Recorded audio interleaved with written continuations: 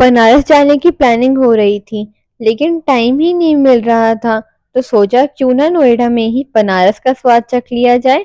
और मैं आ गई हूँ नोएडा के एक ऐसे प्लेस पे जहाँ मिलता है असली बनारस बाटी चोखा का टेस्ट। तो यहाँ का एम्बियंस तो बिल्कुल देसी वाइब्स दे रहा था।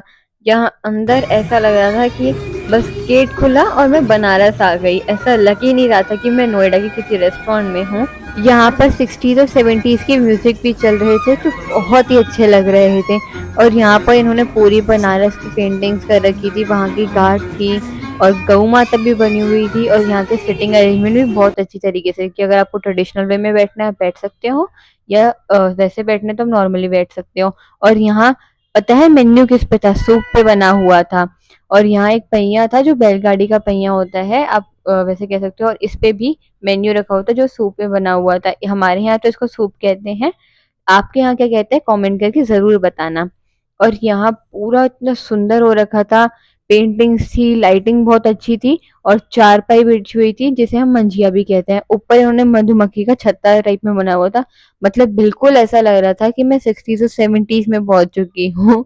और मम्मा पापा तो इतने खुश हो गए थे, उनको तो बहुत अच्छा लगा। तो अगर आप बनारस नहीं जा सकते तो आप यहाँ तो ज़रूर विज़िट करना है एक बार।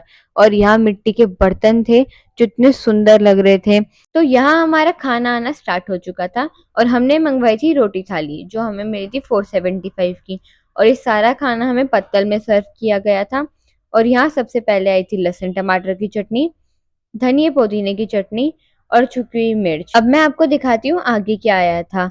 फिर आई थी मिक्स वेज जो कि दिखने में तो बहुत टेस्टी लग रही थी। फिर आई थी दाल पालक, एक आई थी पनीर की सब्जी, और फिर दही आया था, और छाछ, मूंग दाल का हलवा जो कि बहुत टेस्टी था। और रोटी थी, रोटी के साथ एक पापड़ था एडिशनल, और सैलड था। सारा खाना दिखने में बहुत टेस्टी लग रहा था। और यहाँ की स्पेशल बात पता है क्या है? यहाँ पर सब चीजें मिट्टी के बर्तन में सर्व करी थी। इवन जितनी भी सब्जियां थी और हलवा था वो सब इन्होंने मिट्टी के बर्तन में सर्व करा था। और पता है जब मैंने दही टेस्ट करा ना तो उसमें एकदम मिट्टी की सोंधी सोंधी खुशबू आ रही थी। और पता है जब ये वीडियो शूट हो रही थी ना तो मेरे को बहुत मन कर रहा था कि जल्दी से ये वीडियो शूट हो और फिर मैं खाने पे टूट पड़ूं, क्योंकि बहुत भूख लग रही थी। आप मेरी शक्ल से बता ही सकते हो।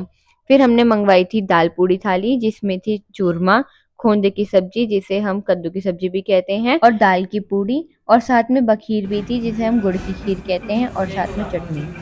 फिर मम्मी ने यहाँ पर मेरे को सर्व करना स्टार्ट करा क्योंकि मेरे से तो इंतजार हो नहीं रहा था। यहाँ पर सभी चीजों का टेस्ट तो बहुत टेस्टी था।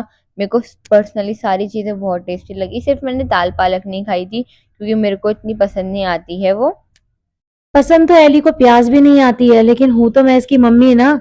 तो मैंने प्याज दी सलाद में सबसे पहले, फिर टमाटर दिया, फिर मैंने इसे थोड़ा सा पापड़ दिया तोड़ के। मैं कोशिश करती हूँ इसको जो जो चीजें पसंद ना हो ना वो भी किसी ना किसी तरीके से इसको मैं खिलाऊं। तो यहाँ पर मैंने इसको एक रोटी दे दी थी कि पहले इसको फिनिश करो और खाओ, और खाकर बता।